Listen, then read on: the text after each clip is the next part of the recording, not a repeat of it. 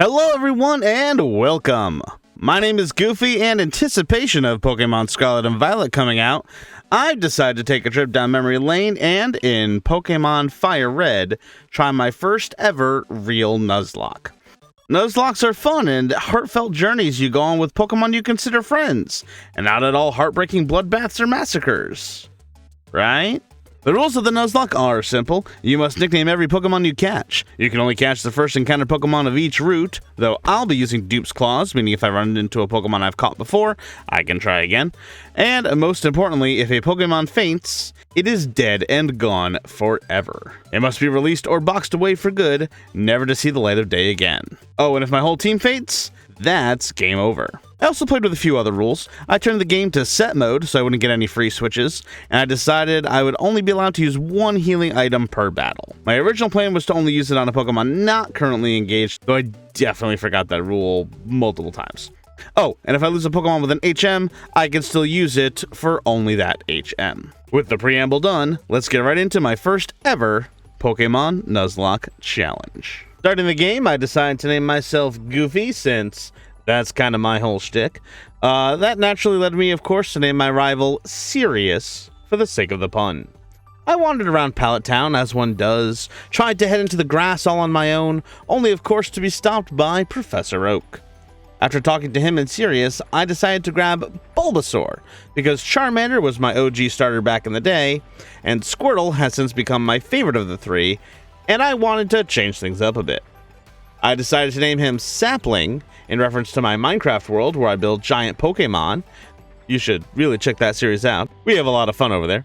I originally planned to name all my Pokemon Minecraft names, though that went out the window pretty quick. Sirius challenged me to a fight. I beat him easily. I'm sure that trend will last. And then went to run errands for Professor Oak. I checked Sapling's stats real quick to see he had a bold nature, which meant he'd be pretty tanky, which was fine with me. I got the parcel with that issue, delivered it to get my Pokédex and Pokéballs, and then hit Route 1 for my first encounter. It was a Pidgey. What a surprise. Catching the Pidgey, I decided to name it Elytra, but I probably wouldn't really be using Pidgey. I had no intention of ever really using a normal type Pokemon on my team at all, and I'm sure that comment won't age poorly. Going to Viridian City, an old man teaches me something I've known how to do for the last 20 years. Wait, if I've known how to catch Pokemon for the last 20 years, does that make me an old man? I'm not going to think about that. Then I head to Route 22, hoping to catch one of the Nidorans. Instead, I found a Mankey. Still in my Minecraftian naming mindset, I opted to name him after the most important aspect of Minecraft, punching trees. I've never actually caught a Mankey before in a playthrough, so I was excited to have Tree Puncher on the team. I choose not to fight my rival here, given that he has two Pokemon that'll absolutely wreck my team, and instead make my way to Viridian Forest for my next encounter, until I remember that Route 2 exists. Catching over to Tata, I named Shears. I started questioning the viability of naming every Pokemon after a Minecraft item or concept. Then I went up to Viridian Forest to grab the first Pokemon I've been excited about, Beetle. A bug Pokemon I never appreciated as a kid, that Mega Evolutions made me give another chance. Beedrill was one I was excited to have. Picking her up and naming her Honeycomb, I decided to save her to train once I got Tree Puncher up to a decent level. And then that happened. Tree Puncher taken down almost immediately by a crit with a higher damage roll than the first hit led me to believe was possible. I had to make my way back to Viridian City to deposit him. I opted to name the box Bedless, as he's not really gone. He just respawned somewhere else. It hurt to lose Tree Puncher so early, but at the same time, when playing Minecraft, you don't punch trees for long either. Not wanting to rely on just Sapling, I put Honeycomb out front to train her up as we journeyed through the forest of painful, poisonous Pokemon. She did fairly well, leveling up to Kakuna, a Pokemon that really used to freak me out as a kid, though I don't really know why, and I was happy to have her on my team now. We managed to get through Viridian Forest to Pewter City. Not wanting to waste any time, since Sapling was already close to the recommended level cap, I decided to just go in and have my little grass dino destroy the small boulders and rock snakes. I'm not playing with a hard level cap, given that this is my first Nuzlocke. I wanted to make sure I wasn't too OP. Sapling totally swept Brock, I got the Boulder Badge, and I left with all the confidence in the world for Mount Moon. Taking on trainers was easy enough. Sapling grew to the point where you need to choose between Sleep Powder and Poison Powder. I opted for Sleep, figuring it might be more useful to deal with large threats to knock them out entirely. Oh, and he evolved, which is pretty cool. And so did Honeycomb. That made Honeycomb my first fully evolved Pokemon. Finally, I'd find some grass on this route and get my encounter of Spearow. Since I was out of Minecraft names for flying things, I instead chose to name her Phobia, though I immediately hated the nickname and started calling her Furiosa, which I felt was far more appropriate. I just changed that once I got to Lavender Town, because I'm totally confident she's gonna make it all the way to Lavender Town. But that was still a ways away. First, I had to get through Mount Moon. Walking in brought us our first encounter almost immediately, and to absolutely no one's surprise, it was a Zubat. But that's fine, I like Zubat plenty, and this being Gen 3, if I got the National Dex, I could get him all the way up to Crobat. I managed to catch him and name him Nightwing. I have a tendency to name Zubats I catch Mr. Wayne, so I thought I'd change it up for a little good luck. We'll see how that goes. Then I fought another Zubat, and another, and another. Then I ran into Lass Iris and her Clefairy, and she taught me a very important lesson. Double Slap can hit more than 2 times. Learning that lesson cost me my Honeycomb.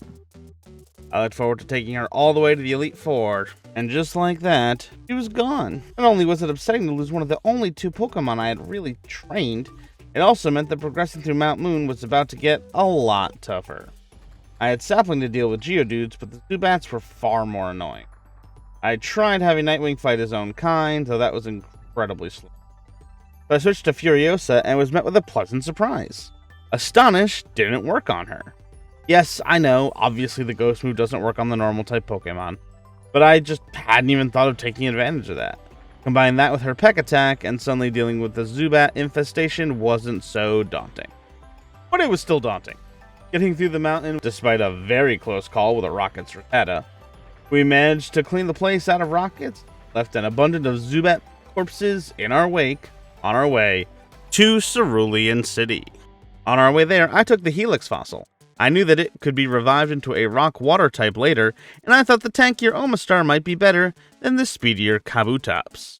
Arriving in Cerulean City, I started looking for my encounter for Route 4, but then I stopped. The only Pokemon available on this route that wasn't a dupes Pokemon was Ekans, and I didn't really want one of those, and I figured I could come back later and go fishing for an encounter. This was a terrible idea, as I would need to have 5 badges by that time to surf, and that meant if I ran into an Ekans later, I wouldn't be able to catch anything else on that route. This will come back to bite me later, but we'll get there. Now it was time for our battle with Misty. I was a little nervous, given Sapling was poison and Starmie was psychic, though thankfully me being grass and them being water was all the advantage I would need. Then, things came time to get serious. As in our rival, unfortunately dealing with Sirius was no laughing matter. He took out Furiosa, and we ended up losing Shears to get Sapling back in the fight to sleep powder his Charmander. A very risky set of moves on my part, but it ended up working out for everyone, except Shears. Rest in peace, little fella. From there, we tackled Nugget Bridge, a fun series of back-to-back battles that ends with them trying to draft you into a criminal organization in a children's game. I tried to catch an Abra, though that went as well as expected. Picked up an Oddish and named it Weirdo, but spelled it weird. Don't remember why I did that, but I did. After a close call with Nightwing, and evolving Furiosa into a form that was even faster and furiouser, I went to see Bill, helped him turn back into a human, as accidentally fusing yourself with a Pokemon is totally normal and not horrifying. After that, I fought a trainer with a Sandshrew and realized that the little fellow was exclusive to Leaf Green, which made me sad. I love Sandshrew. Then I stopped to investigate a crime, as one does in a children's game, and then took off towards Vermilion City. While there, I picked up something that would be extremely useful, a fishing rod. Now I could get more encounters, and I immediately caught a Magikarp, hoping I might be able to get her to be a Gyarados someday. I named her Unagi, with the giant serpent from Avatar in mind, though a Magikarp Unagi also being sushi is somewhat fitting. I planned to catch myself a Psyduck on Route 6, but I ran into a Meowth by accident. Had some bad luck there, so I called him Misfortune. And then I immediately ran into the trainer that I was trying to avoid anyways. Whoops. Figuring I tried my luck at getting a drowsy, I went to Route 11. Hey, remember when I said not catching Ekans earlier was a bad idea? Dupe's claws would have meant I could have kept looking. Instead, I got stuck with yet another poison type. Catching her and naming her Commander, figuring it would be amusing if I ever evolved her, I dropped her off in the PC and went looking for a Diglett, as I would need one to take on Surge. I found her almost immediately in Diglett Tunnel, because it's not like there's many other Pokemon down there, and then named her Pickaxe, as having a ground-type Pokemon named Pickaxe was my goal when I started this journey. Weird, I know. Needing cut to get to the next gym, I had to go and see the captain. Fighting my way through every trainer I could, I made my way to the captain's quarters when I ran into a serious problem. His first two Pokemon didn't give me a hard time, but then out came Kadabra. He confused Furiosa. I took a risk. She hit herself in confusion. And just like that, Furiosa was gone. I switched to Sapling, though as a poison type there wasn't much he could do, and those psychic attacks hit hard. I put in Elytra to save Sapling and had my wings clipped for it. I sent out Nightwing to hold him off while I healed Sapling, and he dropped as well. Starting to worry about losing the whole run here, I switched to Sapling, dropped him with a Razor Leaf, but with Charmeleon coming out next, I had to change it up. Swapping to Pickaxe, she narrowly stole a knockout and got us the win, though it was a painful one. We lost half the team, with the biggest hit being Furiosa. I know I'd mentioned before I had no intention of using a normal type Pokemon on my team, but she was the best bird I could have asked for. I cleared out the rest of the SSN, had a small heart attack as Sapling tanked 5 hits of an Icicle Spear from a shoulder while I was confused, and then watched as the ship departed. I made a lot of friends on that boat. I look forward to seeing them again someday. Finally able to leave the ship, I had to bury some friends and redo the team. I brought Weirdo and Commander out, as well as Misfortune, taught Weirdo Cut, and then headed to the gym to face down Lieutenant Surge. Which reminds me, is there any rhyme or reason to this puzzle? I swear, I've been trying to solve it since Red and Blue came out. I think you have to, turn around. It's supposed to be the one behind you, but I've never been able to get it right. Anyway, I got through it, and thankfully, Pickaxe understood the magnitude of the situation and sweeped Surge's team.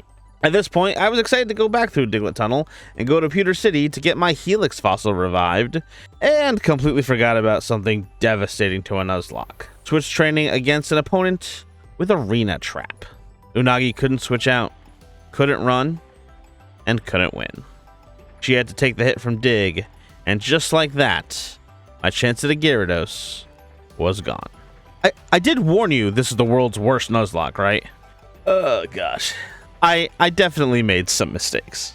Using Sapling to squash as many Diglett as I could, I had at least one thing going for me, reviving the fossil at the museum. But of course, any of you who know Pokemon knows, fossil revival isn't in Pewter City. It's on Cinnabar Island. Apparently, I haven't played this game in a long, long time.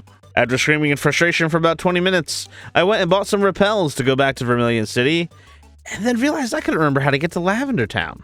I tried to go through Snorlax, then finally remembered I had to go east from Cerulean City.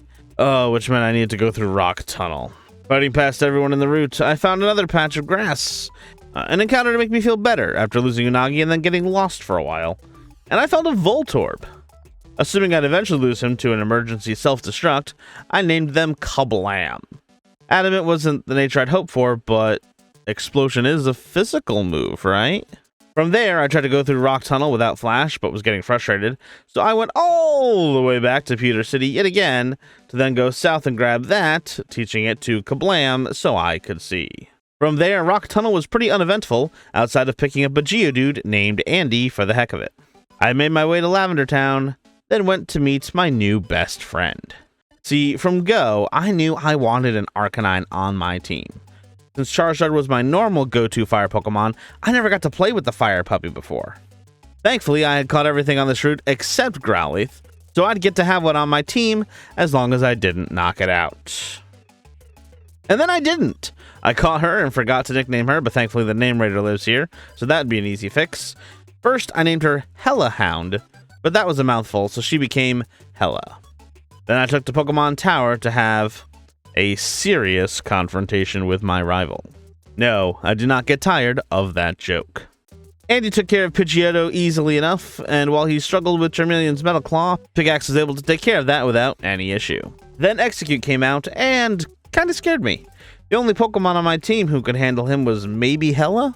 Sapling put him to sleep and I switched to Hella, but I chickened out and brought Sapling back out instead. Hypnosis and Confusion brought Sapling dangerously low, so I switched to Misfortune, who of course could not take the hit. After panicking for a bit, I decided to try Pickaxe, and while Magnitude hit hard, so did Confusion. Not wanting to lose Pickaxe, I switched to Kablam, who actually got the job done 20 HP at a time with Sonic Boom. Then came Kadabra. I forgot about him. Kablam didn't stand a chance and got kablasted. So did Andy. Getting desperate, I sent out Pickaxe and got incredibly lucky with Magnitude 10. And then Sirius sent out Gyarados, a flying water type versus my ground type. Looking over my team, my best chance was Sapling, which meant I needed to heal him. That meant I had to choose who would take the super effective hit, Pickaxe or Hella. I had never planned on using a Diglett, but I'd grown attached to Pickaxe. He was my girl, and yet Hella was a dream Pokemon, one I'd planned on using when this idea first came to me. I had a tough call to make, and to this day, I'm still not sure if it was the right one. I tell myself that had I switched to Hella instead, she would have dropped and I'd be right back in the same place, but with only Sapling left. I used the Super Potion, lost Pickaxe, and then set in Sapling to finish the job. It sucked. It sucked a lot. I hadn't even realized how attached I'd gotten to Pickaxe, and with her gone, I wasn't happy. But there was still more to do. I took a deep breath and then dove back in. I was going to finish this. I was going to take it seriously, even if I am still goofy. I trained up both Sapling and Hella with Commander hanging out, just in case. Pushing through to Cerulean City, I needed to get more encounters. More Pokemon to catch, more progress to make. We needed to persevere. But first, casino-style gambling in a children's game. I would do this for a bit, but my luck and patience were growing thin, so I spent all my money on coins, bought a Dratini, and named him Cash Money. After having a small heart attack thinking he was shiny, nope, that's just the color he is in this game, we went into Erica's gym to take them on. I gave a Pekka Berry to Hella to avoid getting poisoned, so of course she got paralyzed instead. And while it wasn't as clean a sweep I would have wanted, we got through the gym without any loss of life. After that came the Rocket Hideout, where if I'd been playing this on my Game Boy, I might have been tempted to throw it. One self-destruct, and my chances at a Dragonite were gone. On a murderous warpath, we tore through the Rocket Hideout. Trouncing them was actually quite therapeutic. Still hanging in there, we went and got Fly. I figured, well, I could still fly. I have Furiosa, maybe I'll taxidermy her into a hang glider. Too dark? Sorry. I'm still a little upset. Then I ran into a double battle with a pair of fire Pokemon, and that was infuriating. But ultimately, not too bad. The next time was Fuchsia, which meant I needed the Pokeflute from Mr. Fuji. Going through the tower, I caught a Ghastly that I named Banshee, super original, I know, and we fought our way to the top. Putting Cubone's mother to rest, I fought the first grunt and realized I apparently had not learned from my mistakes. Ella got confused and knocked herself low enough for Zubat to take her out. Hella, who I lost Pickaxe to keep, gone. I was so mad, I stopped playing even a little strategically, and I almost lost Sapling. It was at this point I almost quit. I was in Lavender Town, looking over the graves of my previous companions, and it wasn't fun anymore. Any Pokemon I wanted to use was sitting there in my PC in a box I couldn't withdraw from. Hella was gone. Cash Money? Gone. Pickaxe? That still hurt. Hell, I was still upset about losing Furiosa. I was down to my last 3 Pokemon. Banshee, who was brand new, Commander, who I still had never used, and poor Sapling.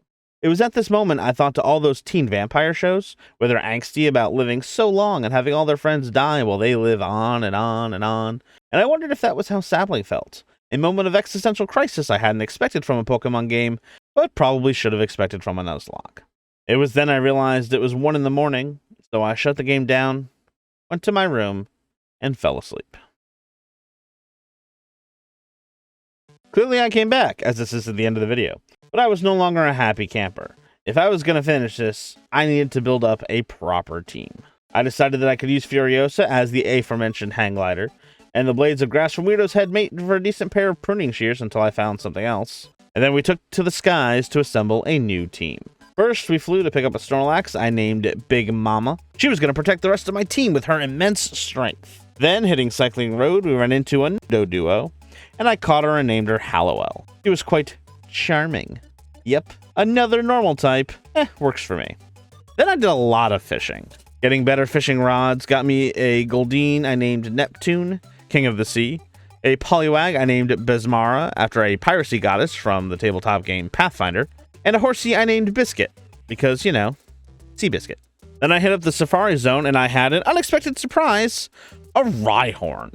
Before Rhyperior came out, I was a huge Rhydon fan, and while I liked Rhyperior when he first came out, he's lost his luster a bit. I got very lucky and managed to catch him and named him Titan. Deciding to keep Titan, Big Mama, Besmara, and Hallowell on me, we went in to tackle Koga's gym, intending to grind against his gym trainers.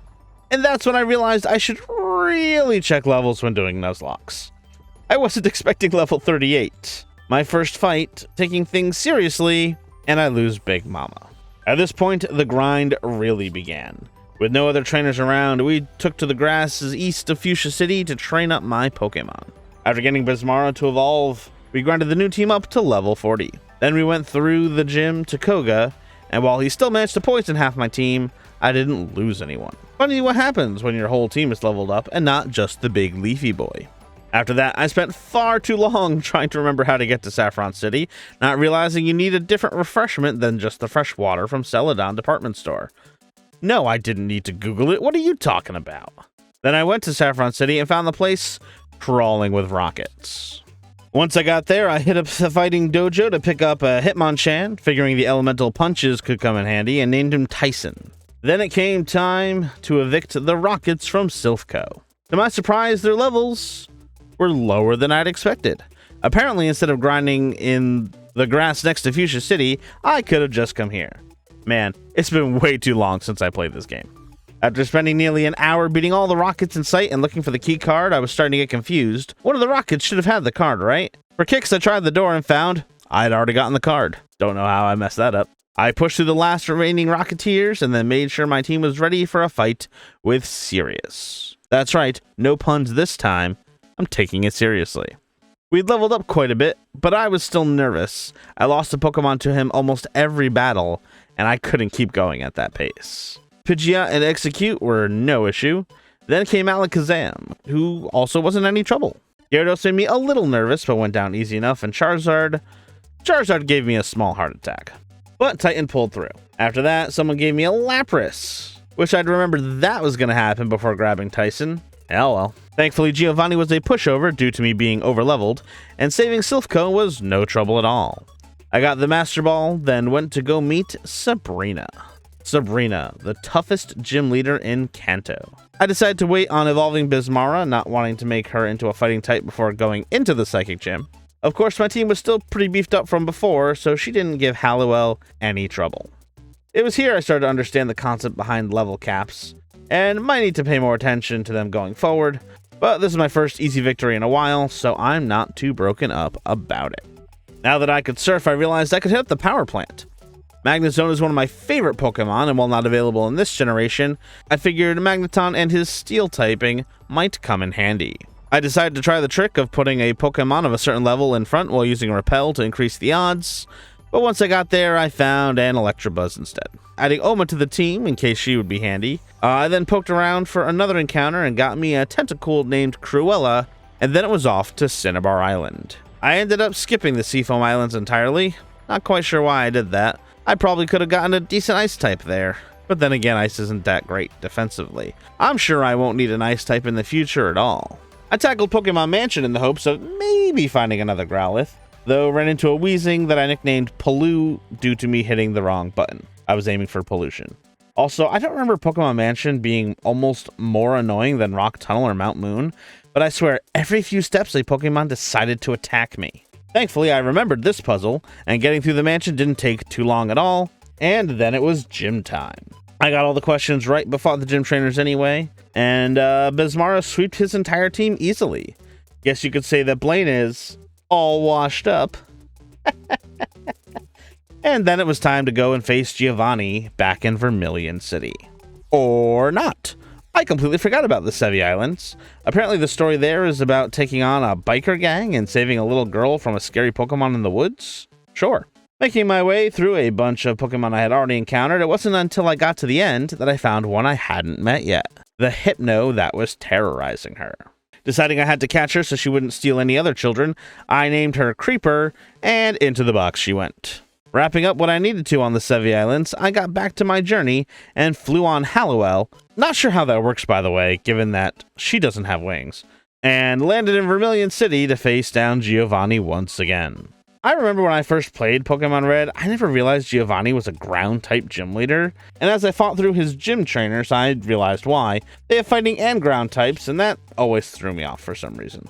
Giovanni, thankfully, wasn't too tough. Between Sapling and Bismarck, they handled him pretty easily. With all 8 badges under my belt, weird place to keep badges, I know, it was time to go through Victory Road. Except, of course, I skipped the rival battle at the start of this game, which meant I needed to fight him here again, and I still had Sapling out in front. Realizing he was in serious trouble, I swapped to Titan for the easy KO. Hallowell took care of Execute, Bismarck washed Rhyhorn and Charizard away, and then came Alakazam. He nearly took down Titan and then almost took out Hallowell. I knew Alakazam could be a problem eventually, but I hadn't expected him to hit so damn hard. Realizing some of my team wasn't going to make it, Oma was really the only choice. I sent in Tyson after to maybe heal, only for him to take that Future Sight. I got Hallowell back up and, to my surprise, Tyson didn't get knocked out as Alakazam set up a Future Sight. I hoped Mach Punch might be enough, and then he tried another Future Sight? Thinking maybe Tyson could take him down, I went for another one. But then the Future Sight kicked in surprisingly fast, and I was down another Pokemon. Hallowell finished off Alakazam, and between her getting a lucky paralysis from the Tri-Attack and Sapling having Giga Drain, Gyarados wasn't too bad. What was bad was what had just happened. An electric Pokemon was my plan for dealing with Sirius's Gyarados, as well as most of the water ice types of Lorelei. Checking to see where I hadn't gotten any encounters, I realized there was a Ponyta on Island 2 I could catch. It wouldn't help me with the water types, but maybe against Jinx she might come in handy. Thus we picked up Trailblaze. But I still had a powerful Psychic type to deal with. But then that got me thinking. I had a powerful Psychic type of my own. Reaper. She might make a good Alakazam counter, or at least could potentially burn through some of Alakazam's big hits, and maybe pull off a Hypnosis to save Sapling from getting slammed. True, I found her terrorizing a small child, but maybe she could be rehabilitated, or at least sacrificed for the greater good Suicide Squad style? Either way, she'd be taking that last spot. Now it was time for Victory Road and my last 2 encounters of the game. I snagged a Psyduck for the sake of it. Though I struggled with the nickname, I eventually settled on Professor X. And entering Victory Road, well, I failed on the Marowak. Thankfully, Victory Road wasn't too difficult. Of course, despite me being a tad overleveled for a few of the gyms at the end there, my team is definitely too low to take on the Elite Four. And given how easy some of the gym fights were, I made an executive decision. I wasn't going to go just grind up and be overleveled. I was going to match Lorelei's level cap, so that way my team wouldn't be too strong, but hopefully strong enough to face off against the champion and stand a chance. Was this going to be a terrible mistake? Well, there's only one way to find out. Grind up, and then give it my all. Now, I know you don't want to watch the whole grind, but 2 notable things happened. The first, I found a shiny! It was a Gloom, so the grass poison wouldn't get added to the team, but it was still a fun surprise, and probably the first time I've ever used a Master Ball on a non-legendary Pokemon before. The other was finding a shiny Marowak. Though at that point, I was low on Pokeballs, and I failed on the Marowak. Again. You know, if I had a nickel for every time I failed to catch a Marowak in this game, I would have 2 nickels, which isn't a lot, but it's weird that it happened twice. Eventually, after grinding for hours, I had everyone at level 54, with all of their XP bars almost at full so they'd level up after any kind of fight. Except Sapling, he spilled up to 55, but he's my starter so he gets a pass. And then, it was time. I opted to put Bismarck against Lorelei, and Brick Break smashed through Dugong. I switched to Sapling to take care of Slowbro with Laser Leaf, then switched back to fight Lapras, who went down easily. Cloyster got lucky with multiple protects in a row, but she didn't last long. And then came Jinx. I figured Trailblaze could handle things, though it got close. I used my 1 healing item to get back up, but that lovely kiss was anything but. Creeper, to my surprise, managed to get the knockout. Glad I brought her along. Then came Bruno. Can I talk about Bruno? That's probably fine. Bismara, slowly becoming the MVP of my team, took out both of his Onyxes, and Halliwell swept his fighting types. Wait, I switched to Bismara to fight Hitmonlee? As I sit here editing this video, I can tell you right now, I don't know why I did that. After a close call, Sapling took over and managed to snag us the win. Up next is Agatha. I had hoped Halliwell's Pursuit would do well enough to take her down, but then switched to Titan, who did much better. He also took down Arbok, though after another close call, I switched to Creeper to deal with Golbat. Golbat actually gave me a bit of a tough time, and then came the second Gengar. Luckily, I still had Rhydon, and even more luckily, Haunter cut their HP in half for me. Moving into the next battle, I realized I made a critical mistake. I'd been so worried about Sirius and his team that I forgot about Lance. I didn't have an answer to Lance at all. No ice moves, no dragon moves. I was just going to have to brute force my way through. Since Halliwell had taken out Sirius's Gyarados, I thought she'd do well to take out Lance's, which she might have, had I remembered Gyarados could use more than just Dragon Rage. One Hyper Beam, and she was gone. With Halliwell down and Gyarados needing to recharge, I switched to Titan, figuring a Dragonair or Dragonite would follow. Well, I was right. I had some terrible luck with Rock Blast and sent Sapling out to deal with the second one. I figured putting them to sleep would work well for me, but then I got crit. Close call there. Changing tactics, I sent out Trailblaze to stall while healing Titan back up, with Trailblaze actually getting the paralyze on the bounce. While Trailblaze almost had things, Lance healed up and then switched to Aerodactyl. I sent out Bismara to deal with that. Figuring that hitting Dragonite with a rock was my best bet, I brought Titan back out and took half of his HP from a single hit. Realizing whoever I sent in next would definitely go down, we lost Titan. Sending out Creeper, she surprised me by tanking the hit fairly well. Psychic was doing decent damage, so I decided to keep her in. And she just managed to survive. But then came Dragonair. Knowing that whoever I switched in would take a big hit, if not two before acting, Creeper's time had come. Trailblaze came out to do her best, which led to the most stressed moments I've felt in a Pokemon game. Fire Blast was the biggest hit I had, but was struggling. And between paralysis and confusion, it was close, but Dragonair eventually took out themselves, which was convenient. What wasn't convenient was what remained of my team. Trailblaze, Bismara, and Sapling. Thankfully, that is the end of the Elite Four, which means I'm champion. Or I would be. Unfortunately, I had a serious problem. Trailblaze was able to take on Pidgeot, Sapling one-shot Rhydon, but we all know who the real problem on Sirius's team is. Alakazam. He nearly took out Sapling in one shot, though he did manage to get the Sleep Powder off. 2 Giga Drains got me close, but Alakazam was still hanging in. Predicting the full restore, maybe I should have gone for Sleep Powder, but Razor Leaf was a nice crit. He used Future Sight, giving me a chance. I tried for another Sleep Powder, but it failed, and he used another full restore. I tried for the Giga Drain, but it was too late, and Sapling went down. Trailblaze couldn't withstand the Future Sight combined with the Psychic, leaving my fighting type to go up against his Psychic. Hypnosis actually managed to work, and Surf did a lot of damage, but then he woke up, and Psychic did even more. I technically still had one healing item left to use, and since I had only one Pokemon left, I made an exception for my rule, and I used it on Bismara, but it wasn't enough. Psychic knocked her out, and my last Pokemon fainted. Yep, that's really how it ends. Moments from victory. With no usable Pokemon, the adventure was over. I lost my first ever Nuzlocke. But I still had a lot of fun. And isn't that really what's important? I mean, I got to use Pokemon I would never use otherwise. I can't even remember the last time I even thought about using a Poliwrath or a Dodrio or a Hypno. And yet, that's the team that got me through it all. I never would have chosen Venusaur for a normal playthrough, yet here, I couldn't have done this without Sapling. I almost feel like I learned the lesson that the anime has been trying to teach me. The lesson that winning isn't everything. It's important, sure, you should have a goal to strive for. You shouldn't just give up, but also that it's okay to lose. I think my only real regret is I do feel like I let my team down. They worked hard to get me through this game, and I feel like I did not do them any favors They did the best they could, and I'm proud of them. But yeah, that's it. That's the end of the video. The only thing to do now is lay my Pokemon to rest, grab that shiny Gloom, and evolve it into a Vileplume, because Vileplume is so much cooler. Thank you guys for coming with me on this journey.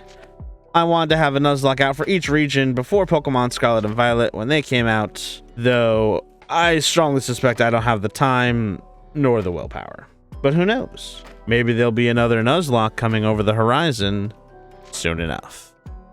Thank you guys for watching, and see you guys soon. Bye!